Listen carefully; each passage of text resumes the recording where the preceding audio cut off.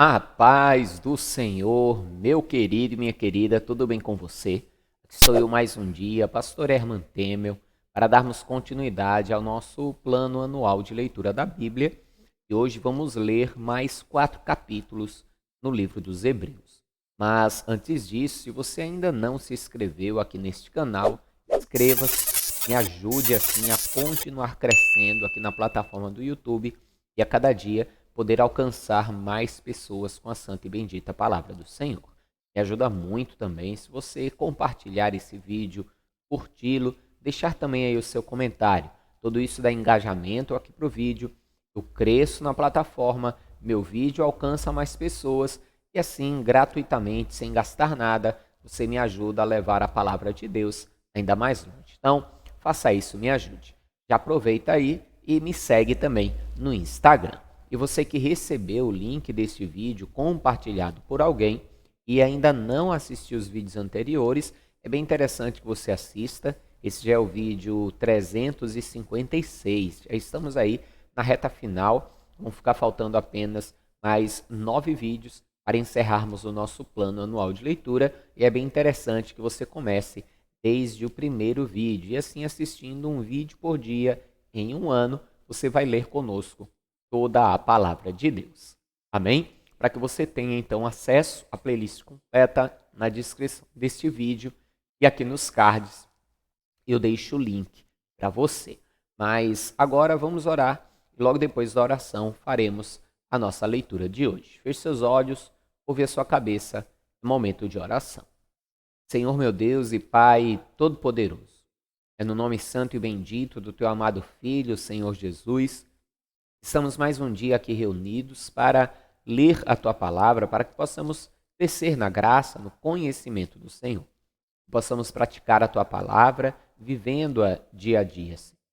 E assim ver, fazer, prosperar o nosso caminho. Deus Santo, abençoe também, eu te peço grandemente, a casa, o lar, a vida, a família de cada pessoa que está fazendo esse plano de leitura. Em nome de Jesus, Pai, que assim seja feito. Amém. Amém, amados? Vamos então para a nossa leitura, Hebreus, capítulo 7.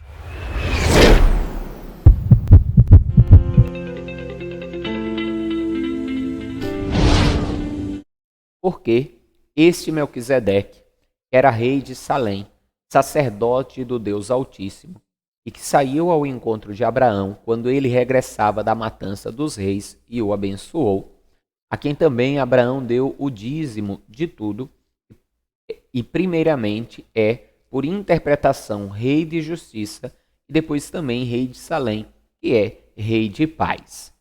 Sem pai, sem mãe, sem genealogia, não tendo princípio de dias, nem fim de vida, mas sendo feito semelhante ao Filho de Deus, permanece sacerdote para sempre.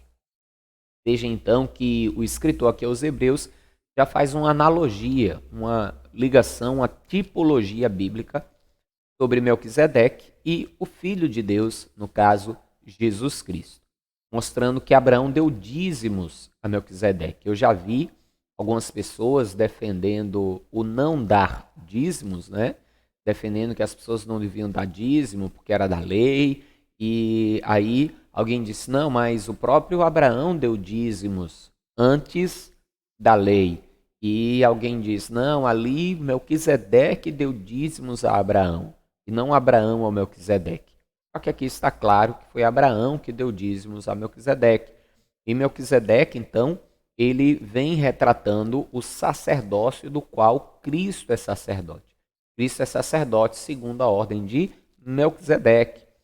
Cristo é o único sacerdote da tribo de Judá, porque o sacerdócio, nós sabemos que na época de Moisés, a tribo que foi escolhida foi a tribo de Levi.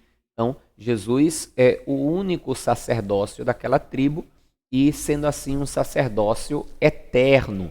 Nós vamos ver isso, aquele que não tem genealogia, ainda que tenha, ainda que foi nascido de Maria, foi nascido ali na família de Maria, da descendência de Davi, cumprindo as profecias, ele traz essa alusão a Melquisedeque, o qual a Bíblia não diz a sua genealogia, para trazer justamente esse sentido como um sacerdócio eterno, permanente, que não tem data de início ou data de fim, porque humanamente Jesus teve um início, teve o dia no qual ele nasceu, mas não tem fim, pois morreu, ressuscitou e vive eternamente.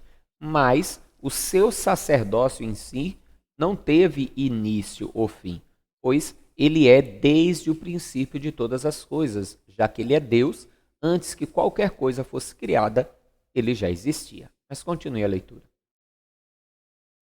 Considerai, pois, quão grande era este, a quem até o patriarca Abraão deu os dízimos dos despojos.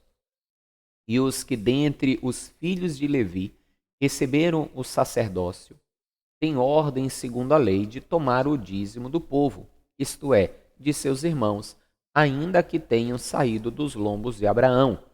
Mas aquele cuja genealogia não é contada entre eles, tomou dízimos de Abraão e abençoou o que tinha as promessas.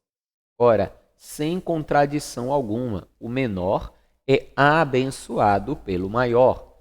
Aqui, certamente, tomam dízimos homens que morrem. Ali, porém, aquele de quem se testifica que vive. Então, ele continua fazendo essa analogia a Abraão e Melquisedeque, ao povo no tocante do povo judeu e os levitas, né, os sacerdotes levíticos, e faz aqui também um paralelo para com a eternidade, a continuidade. Ele mostra como os levitas receberam ordem para tomar ofertas do povo, e esses sacerdotes eram homens que tomavam os dízimos, né, e morriam, e assim era sempre trocado o sumo sacerdote, os sacerdotes, e aquele que tem uma genealogia infindável, que é sacerdote eternamente, também recebia dízimos. Se nós formos tomar esta palavra aqui, nós vamos ver que a questão de entregar dízimos a Cristo está correto, porque assim como a obra de Deus, desde antes da lei, como o sacerdote Melquisedeque ali, precisava dos dízimos para sua manutenção, na época levítica, a obra de Deus precisava dos dízimos para sua manutenção, ainda hoje a obra de Deus continua precisando dos dízimos para sua manutenção. Continue. Aqui certamente tomam dízimos homens que morrem, ali, porém, aquele de quem se testifica que vive.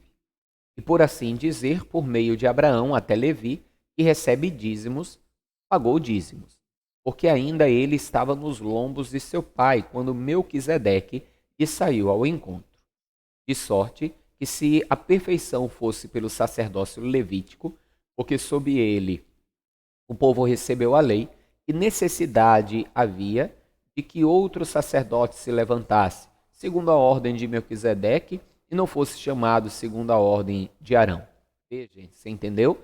Se o sacerdócio levítico era perfeito, qual a necessidade de um novo sacerdote? O qual é Cristo, o qual não é sobre a ordem de Levi, sobre a descendência de Arão, mas segundo uma outra descendência, que é a de Melquisedeque.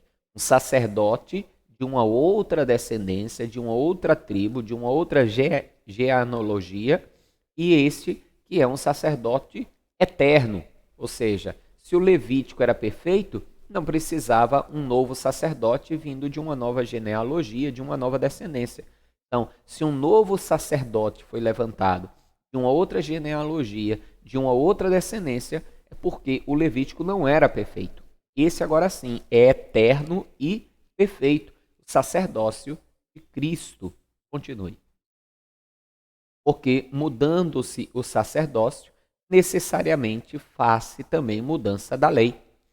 Porque aquele de quem estas coisas se dizem pertencem a outra tribo, da qual ninguém serviu ao altar, visto ser manifesto que nosso Senhor procedeu de Judá, e concernente a esta tribo, nunca Moisés falou de sacerdócio. E muito mais manifesto é ainda que, à semelhança de Melquisedeque, se levantar outro sacerdote, que não foi segundo a lei do mandamento carnal, mas segundo o poder da vida incorruptível, porque ele assim testifica: tu és sacerdote eternamente, segundo a ordem de Melquisedeque. porque o procedente mandamento é abrogado por causa da sua fraqueza e inutilidade, pois a lei nenhuma coisa aperfeiçoou, e desta sorte é introduzida uma melhor esperança, pela qual chegamos a Deus. Veja que o escritor aos Hebreus está escrevendo aos Hebreus, ao povo judeu. Ele procura aqui neste livro mostrar como a aliança através de Cristo, através do sacerdócio perfeito de Jesus Cristo, é uma melhor e perfeita aliança. Uma aliança aperfeiçoada, não debaixo das leis do Antigo Testamento, mas trazendo o aperfeiçoamento destas leis, porque os judeus, na verdade, eles guardavam a lei, mas muita coisa eles não interpretaram corretamente, não entenderam que eram sombras sobre o Messias. Então, as leis cerimoniais, principalmente, todas falavam do Messias, e em Cristo, essas leis cerimoniais, como os sacrifícios de animais, por exemplo, como a guarda do sábado, por exemplo, entre outras, foram cumpridas em Cristo. As leis morais, lógico, não matarás, não roubarás e tantas outras, não se cumpriram em Cristo no sentido de que devemos continuar guardando e obedecendo, mas as leis cerimoniais, elas se cumprem em Jesus Cristo. Então, aqui em Hebreus, nós vamos ver em todo o tempo o escritor buscando mostrar, provar, revelar como a aliança através de Cristo ela é mais excelente e perfeita, diferente da aliança através da lei dada no Antigo Testamento. Continue. Visto como não é sem prestar juramento, porque certamente aqueles sem juramento foram feitos sacerdotes, mas este com juramento, por aquele que lhe disse, jurou o Senhor, e não se arrependerá, tu és sacerdote eternamente, segundo a ordem de Melquisedeque. De tanto melhor aliança, Jesus foi feito fiador. E, na verdade, aqueles foram feitos sacerdotes em grande número, porque pela morte foram impedidos de permanecer. Mas este, porque permanece eternamente, tem um sacerdócio perpétuo. Portanto, pode também salvar perfeitamente os que por ele se chegam a Deus, vivendo sempre para interceder por eles.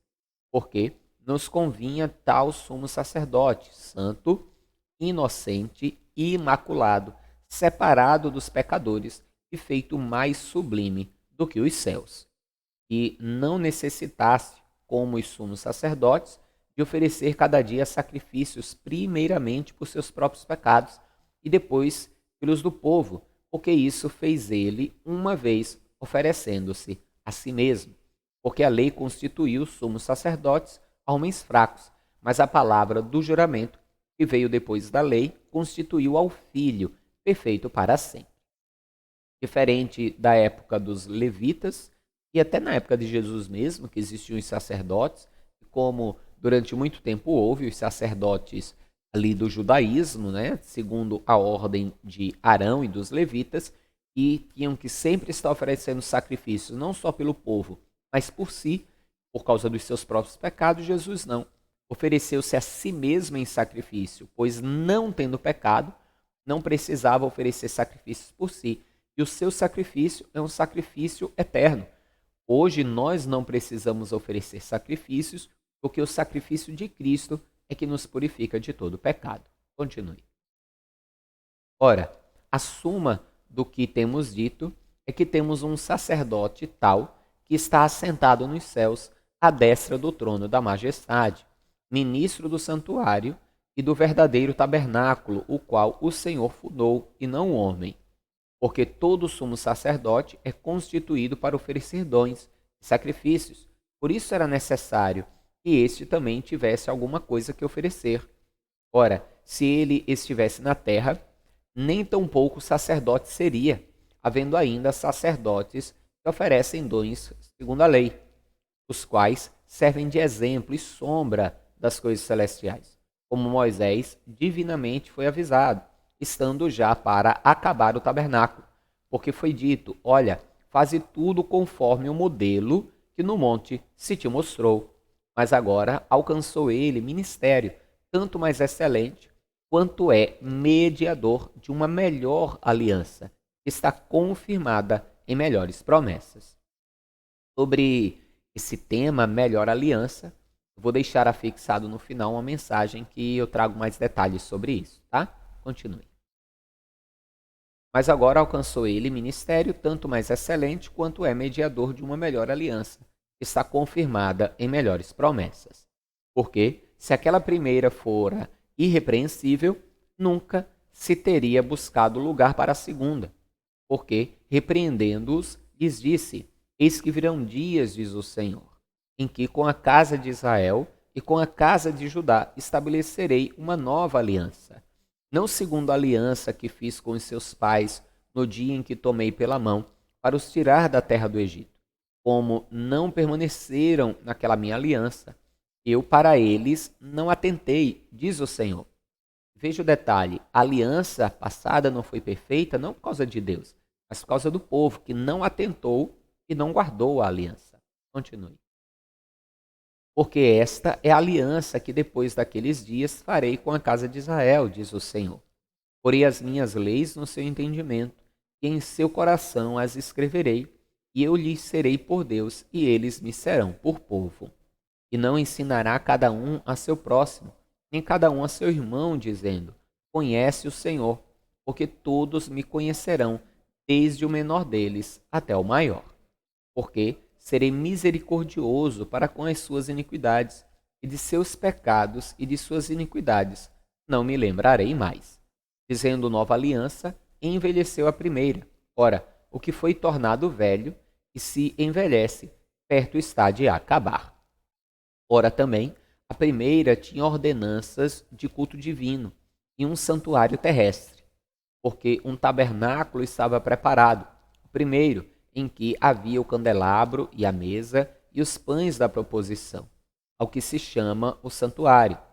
Mas depois do segundo véu estava o tabernáculo, que se chama o Santo dos Santos, que tinha um incensário de ouro e a arca da aliança, coberta de ouro toda em redor, e em que estava um vaso de ouro, que continha um maná e a vara de Arão, que tinha flores e as tábuas da aliança. E sobre a arca os querubins da glória, que faziam sombra no propiciatório, das quais coisas não falaremos agora particularmente.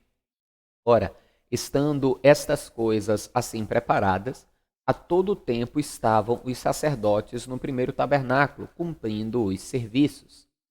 Mas, no segundo, só o sumo sacerdote, uma vez no ano, não sem sangue, que oferecia por si mesmo e pelos pecados por ignorância do povo, dando nisso a entender o Espírito Santo que ainda o caminho do santuário não estava descoberto, enquanto se conservava em pé o primeiro tabernáculo, que é uma alegoria para o tempo presente, em que se oferecem dons e sacrifícios que, quanto à consciência, não podem aperfeiçoar aquele que faz o serviço, consistindo somente em comidas e bebidas, e várias abluções e justificações da carne impostas até o tempo da correção.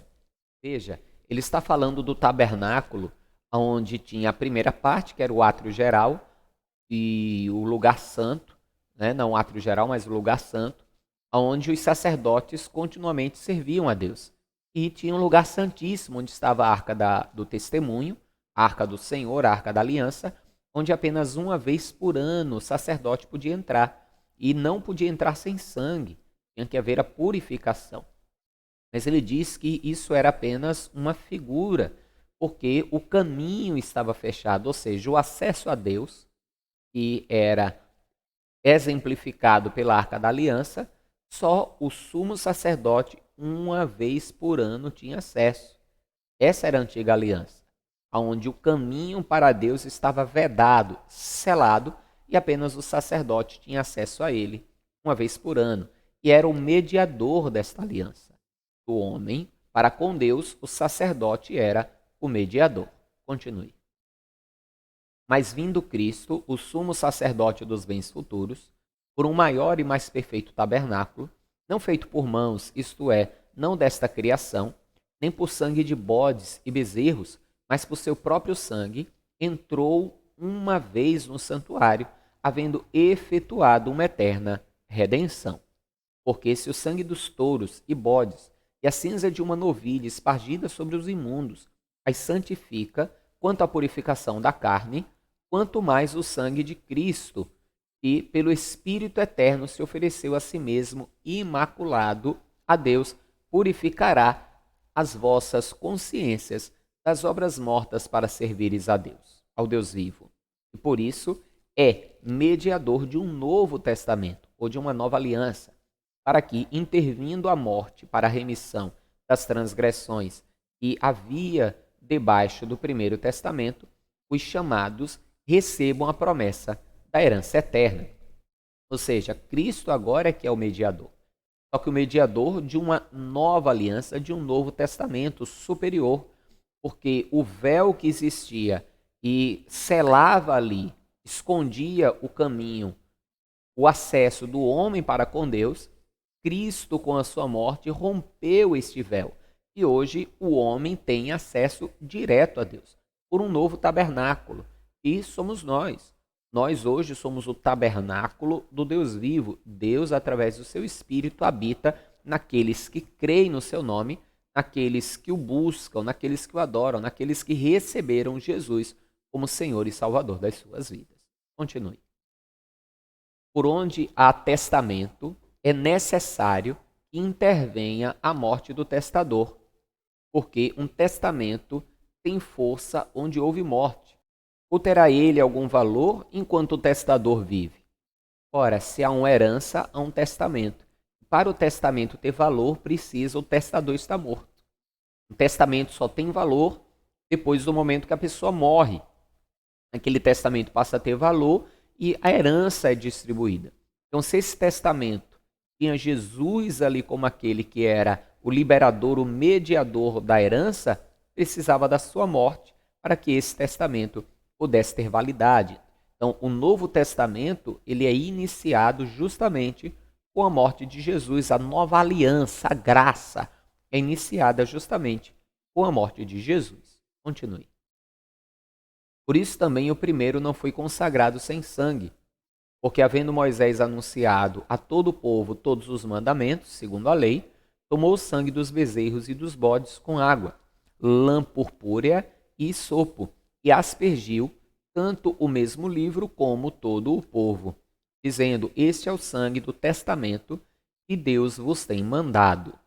E semelhantemente aspergiu com sangue o tabernáculo e todos os vasos do ministério. E quase todas as coisas, segundo a lei, se purificam com sangue, e sem derramamento de sangue não há remissão. De sorte que era bem necessário que as figuras das coisas que estão no céu assim se purificassem, mas as próprias coisas celestiais com sacrifícios melhores do que estes. Porque Cristo não entrou num santuário feito por mãos, figura do verdadeiro, porém no mesmo céu, para agora comparecer por nós perante a face de Deus. Nem também para si mesmo se oferecer muitas vezes, como o sumo sacerdote cada ano entra no santuário com sangue alheio. De outra maneira, necessário lhe fora padecer muitas vezes desde a fundação do mundo. Mas agora, na consumação dos séculos, uma vez se manifestou para aniquilar o pecado pelo sacrifício de si mesmo. E como aos homens está ordenado morrerem uma vez, vindo depois disso o juízo, assim também Cristo, oferecendo-se uma vez para levar os pecados de muitos, aparecerá a segunda vez, sem pecado, aos que o esperam para a salvação. Veja então, como está em Hebreus 9:27, que ao homem ordenado morrer uma só vez. História de reencarnação, biblicamente, é furada. Essa história aí do Evangelho, segundo Allan Kardec, é manipulação, distorção da palavra de Deus, é blasfêmia, heresia. Continue. Porque tendo a lei a sombra dos bens futuros, e não a imagem exata das coisas, nunca pelos mesmos sacrifícios que continuamente se oferecem cada ano, pode aperfeiçoar os que eles se chegam. De outra maneira, teriam deixado de se oferecer, porque purificados uma vez os ministrantes, nunca mais teriam consciência de pecado. Nestes sacrifícios, porém, cada ano se faz comemoração dos pecados, porque é impossível que o sangue de touros e dos bodes tire os pecados. Por isso, entrando no mundo, diz: sacrifício e oferta não quisestes, mas corpo me preparaste. Holocaustos e oblações pelo pecado não te agradam. Então disse: eis que venho. No princípio do livro está escrito de mim, para fazer, ó Deus, a tua vontade. Como acima diz: sacrifício e oferta, e holocausto e oblações pelo pecado não quiseste, nem te agradaram, os quais se ofereceram segundo a lei. Então disse: eis aqui venho, para fazer, ó Deus, a tua vontade. Tira o primeiro para estabelecer o segundo, na qual vontade temos sido santificados pela oblação do corpo de Jesus Cristo, feita uma vez. Assim, todo sacerdote aparece cada dia, ministrando e oferecendo muitas vezes os mesmos sacrifícios, que nunca podem tirar os pecados. Mas este, havendo oferecido para sempre um único sacrifício pelos pecados, está assentado à destra de Deus. Daqui em diante, esperando até que os seus inimigos sejam postos por escabelo dos seus pés. Porque, com uma só oblação, aperfeiçoou para sempre os que são santificados. E também o Espírito Santo nolo testifica, porque depois de haver dito: esta é a aliança que farei com eles, depois daqueles dias, diz o Senhor, porei as minhas leis em seus corações e as escreverei em seus entendimentos, acrescenta: e jamais me lembrarei de seus pecados e das suas iniquidades. Ora, onde há remissão destes, não há mais oblação pelo pecado.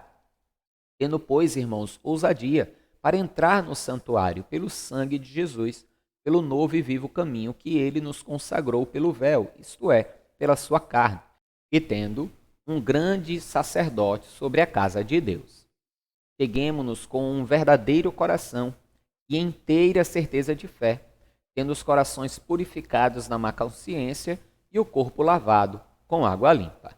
Retenhamos firmes a confissão da nossa esperança, porque fiel é o que prometeu. Ou seja, através de Cristo não há mais véu e nós temos acesso direto ao Pai, tendo apenas Cristo o mediador desta aliança. Mas, diante disso, diante de termos esta aliança, diante de termos Cristo como mediador, de termos acesso direto à casa de Deus, o que devemos fazer? Deixar de congregar então? Porque muitos pensam assim: hoje Cristo habita em mim, eu estou numa nova aliança, o Espírito Santo habita em mim, Deus habita em mim, eu tenho acesso direto ao Pai, não preciso mais congregar. Muitos pensam assim. Inclusive, na época que o escritor escreveu esta carta. Por isso, olha o que ele diz agora, continue. E consideremo-nos uns aos outros para nos estimularmos ao amor e às boas obras, não deixando nossa mútua congregação, como é costume de alguns, antes ademoestando-nos uns aos outros, e tanto mais quando vedes que vai se aproximando aquele dia. Então veja, não é para deixar a congregação. Vou deixar no final mais um vídeo, vou deixar 2 vídeos. E vou deixar então esse outro vídeo que o tema será congregar ou não congregar. Eis a questão. Continue a leitura. Porque se pecarmos voluntariamente, depois de termos recebido conhecimento da verdade, já não resta mais sacrifício pelos pecados, mas uma certa expectação horrível de juízo e ardor de fogo que há de devorar os adversários. Veja só, depois de sermos perdoados dos nossos pecados em Cristo, voltamos a pecar consciente e voluntariamente, consciente que é errado, voltamos a pecar voluntariamente, ele diz, já não há ali uma esperança para nós, mas uma expectação horrível. E por quê? Continue a leitura, porque muitos dizem que a graça não é a graça, E saem pecando aí à vontade. Não, depois é só pedir perdão a Deus e acabou. Mas olha o que ele continua dizendo. Quebrando alguém a lei de Moisés, morre sem misericórdia, só pela palavra de 2 ou 3 testemunhas. De quanto maior castigo cuidai vós, será julgado merecedor aquele que pisar o Filho de Deus e tiver por profano o sangue da aliança com que foi santificado e fizer agravo ao Espírito da graça. E aí, o que é que você acha? Ele pergunta, se na lei uma pessoa era morta tendo 2 testemunhas, quanto mais aquele que pisa a Cristo, o Filho de Deus, pecando aí voluntariamente, já tendo sido perdoado. Qual castigo será esse merecedor? Medite nisso. Continue comigo. Bem como conhecemos aquele que disse, minha é a vingança, eu darei a recompensa, diz o Senhor, e outra vez o Senhor julgará o seu povo. Horrenda coisa é cair nas mãos do Deus vivo. Lembrai-vos, porém, dos dias passados, em que depois de ser desiluminados, suportastes com grande combate de aflições. Em partes fostes feitos espetáculo, como com